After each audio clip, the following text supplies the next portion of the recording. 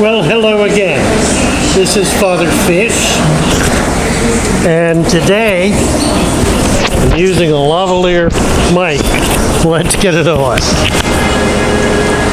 Today I want to talk with all the beginners, all the new people who are trying to set up a fish tank and want to be successful. Want to keep those pretty little fish alive and healthy and happy. You know, when we walk into a fish store, we see so much that we like that we want to be able to recreate it at home. Well, that's the purpose of these early videos, to teach you what to do to be able to set up a forever aquarium. A tank that'll be healthy, that'll be lovely, just a beautiful little slice of nature with lots of animals living in it in a way that's healthy and balanced and attractive. So, we've done a few videos already on setting up what's called a dirted tank. And this is what I recommend for every new fish keeper. Set up a dirted tank. I've explained it in the earlier videos. Go through those so you'll learn how to do it. It may sound intimidating, but it's really quite the reverse. The tank alongside me is one that we started setting up 3 days ago. Each day, we've spent about 10 minutes on it. So it has a total invested time of about 30 minutes. Maybe a few more for mixing up the soil and pulling all the bits and pieces together. But in terms of actual hands-on, hands in the tank, it's been about half an hour to do this. We didn't do it all at once because we wanted to be able to explain exactly what we're doing and exactly how we're doing it. And you can see we have a very pretty little tank. So, we want to get you to this point. So watch the first few videos. It'll give you an idea of how to set the tank up, how to plant it, and then we'll begin discussing fish. Now, the discussion of fish could go on forever. There's so many different kinds. But the basic idea for a beginner is to try to do a community tank. A variety of small fish, depending on the size of your aquarium. A 10-gallon tank like this one. You don't want fish that grow to be much more than an inch long. And there are plenty of them. Lots of tetras, lots of other fish that danios, guppies, platies, mollies, all the live bears, none of them really get very big. And they're all very pretty, and they all do well together. So the size of the fish is determined by the size of the aquarium. A small tank like this needs little fish. A bigger tank like a 55-gallon, you can put fish that get 3 to 4, even 5 inches long. Not much bigger, or you'll just have one fish in that tank. So what is the care and feeding of your fish? Well, first of all, let's talk about the water. I use, whenever possible, and I recommend the use of deep well water. If you have water coming out of a deep well, chances are it's hard and alkaline. And this is exactly what you need. You need water that is hard and alkaline. Water that has a pH of 7.5 to 8.0 and a parts per million of, maybe 250. Don't try to adjust the water to meet those parameters. The most important thing is for your fish to be able to live in your water. So if you need to acclimate them slowly, to your water, then do so. Chances are, however, that you're buying fish from a local fish store that has exactly the same water that you have, so you're not likely to have much of a problem. And in truth, most municipal water is hard alkaline water. It controls bacteria better, and it's safer for people, animals, and fish. Municipal water does typically have chemicals in it. Now, there are a few exceptions. New York City, for example, does not treat its water. It runs millions, perhaps billions of gallons of water a year out of the lakes in the northern part of the state in huge, big pipes that are bigger than a man can stand in. And the water is moving at such a tremendous rate, it really doesn't have time to pick up bacteria. So it's pretty pure and can be used straight out of the tap. For most of us, though, our municipality puts chemicals in the water, and so you have to take those chemicals out. The main chemical to be concerned about is chlorine. Chlorine is easily removed, and there are any number of products on the market to do this. The active ingredient is sodium thiosulfate. This is a salt, and it precipitates out the chlorine in the water. It's mixed in with all the prepared chemicals that you can buy. Some of them have other kinds of things in with them. I recommend you get pure chlorine remover. Just do one thing at a time. Get the chlorine out. Now, if your water has chloramine in it, that means that your municipality has put ammonia in the water in order to bond with the chloramine to create a liquid molecule that will not dissipate. Chlorine will dissipate out of the water if you agitate it and let it sit for a day or two. Chloramine will not. The chemical that you use to remove the chlorine, however, if you use it double strength, it will break that molecule and remove the chlorine. The ammonia stays in the water. There are some things you can use to get the ammonia out. But basically, setting up your aquarium with a dirted tank will provide the kinds of bacteria that break down ammonia into nitrites, and the nitrites into nitrates. And by the time they become nitrates, they're ready for the plants to absorb them. And in any case, they will not hurt your fish.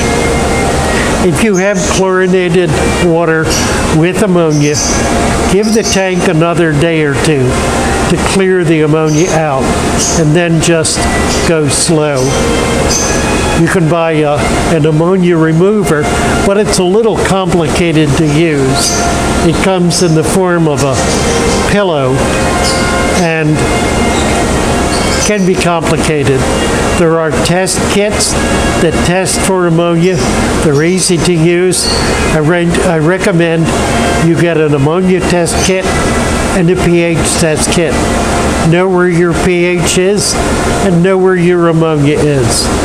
The simplest way to get rid of ammonia is with water changes.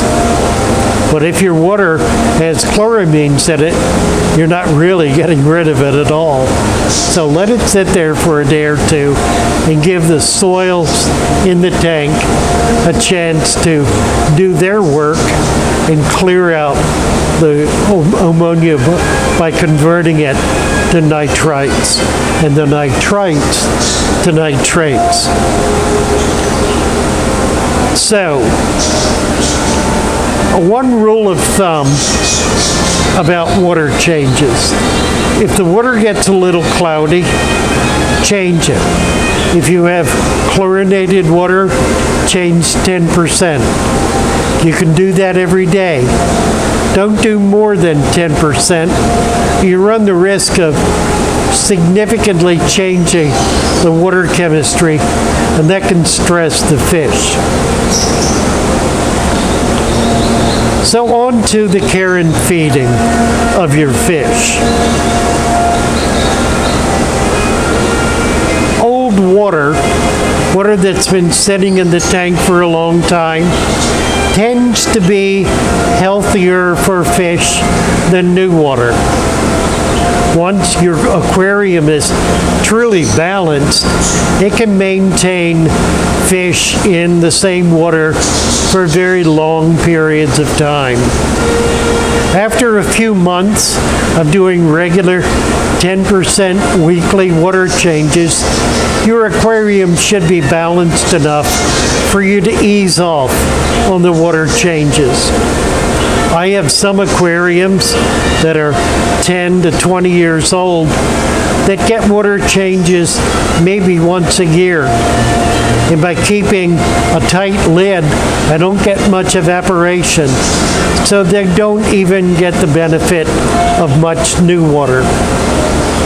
One of the things I should mention is reverse osmosis. If you have an RO system, save the wastewater. Put a chlorine remover, a charcoal filter on the wastewater line and save it in a barrel. Use that water for your freshwater fish. It's absolutely perfect.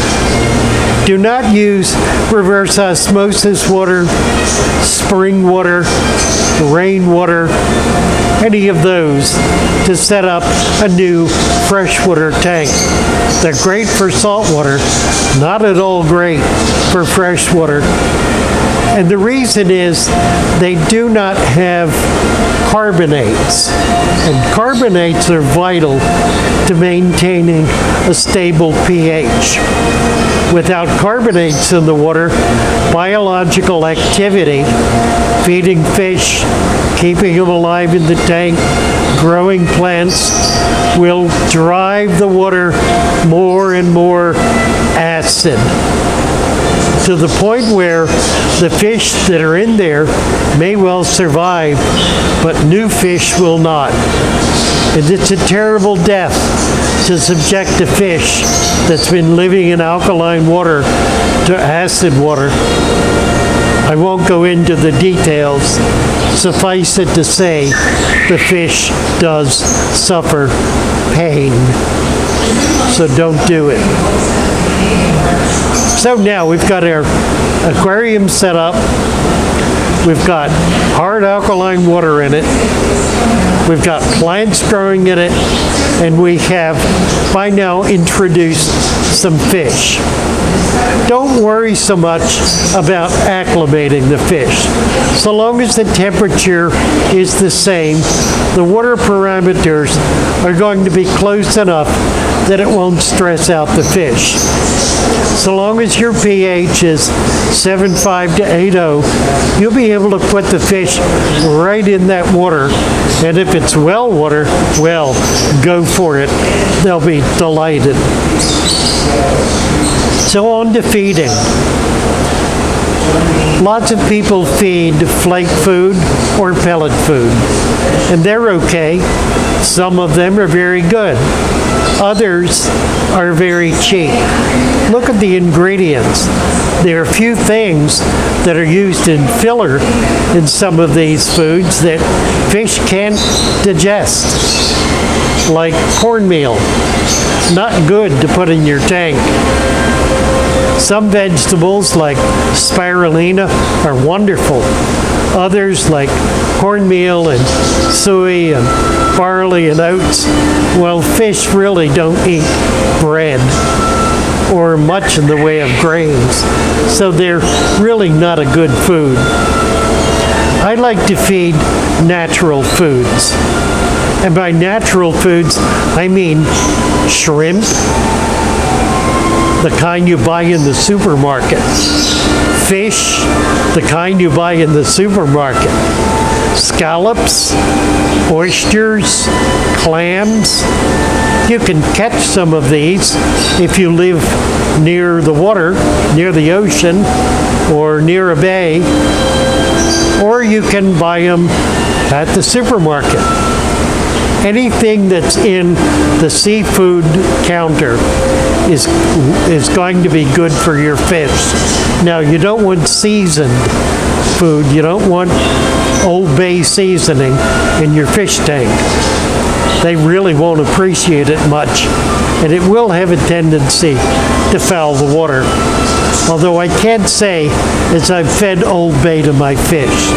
So I could be wrong about that, but my hunch is it's really not a good idea. Now, when you feed fish, you want to keep a couple of things in mind. Two things, really. One is, especially with tiny fish, they have very tiny guts, alimentary canals.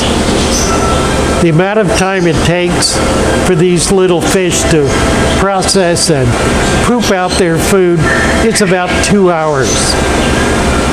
So they don't digest very much of that food. This is why you want a variety of fish in your tank. Because what one fish doesn't process, by the time it gives up the process, another fish will gobble it up and take a little more nutrition out of some partially digested food. In the wild, fish do this all the time. There's an entire ecosystem based on big fish eating and pooping out, and little fish eating what they leave behind and pooping it out, and smaller fish and so forth down to the crustacea and the microscopic life. In point of fact, every bit of food you put in the tank is eaten by that same bit of food is eaten an average of 5 times before it finally is depleted of food value.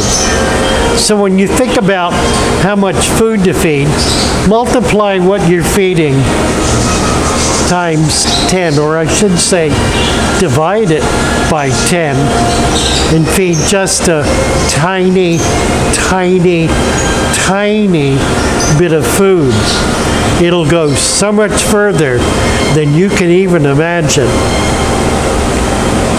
I have very large fish that take a day or two to process their food. These are fish that may be a foot long, 2 feet long, so they get really big meals. But the truth is, they only get fed about once a month. They go hungry most of the time. If your fish are hungry and they're swimming around looking for food, and they come darting up to the edge of the tank, to the glass when you come in the room, you know you have healthy, happy fish. Don't feed them. Don't feed them. Don't let your fish train you to give them food every time they beg for it. Feed them with discipline, and you will be feeding them with love and care. Remember, that little aquarium you have them in can only stand so much. And if you feed 4 and 5 and 6 times a day and more, within a short time, that tank is going to become foul. Bacteria will build up, and the fish will become stressed, sluggish, stop eating, get sick, and they'll die. Do not overfeed. That is the #1 crime in the tropical fish industry, is too much food. The more food you put in, the more trouble you're going to have. So feed sparingly. Let me mention one more thing before I leave you today. and that is cleaning your tank. The dirted tank is a permanent substrate. Once you put sand in it, you've got 3 to 4 inches, even without dirt and just sand. You don't want to be stirring it up. The lower levels in it, the bottom 2 inches, contain anaerobic bacteria. And that breaks down the waste and makes it available to the roots of plants so that they can receive the nutrition that the aquarium is providing from the biological activity. So don't stir that up. You can clean the top ½ inch or so, but don't go deeper than ½ inch. Leave it alone. Don't stir it up. Don't clean it. It will take care of your aquarium if you take care of your substrate by letting it do its thing. So, happy fishing. Try to remember some of the words of wit and wisdom from Father Fish. Drop a line if you have some questions. Be sure to push that subscribe button. We're going to be having lots more really enjoyable and informative videos as we go forward with this channel. So we'll be happy to be talking with you and happy to have you as a friend. Have a wonderful day. Have a fishy day. Keep your fish healthy and happy. Bye now.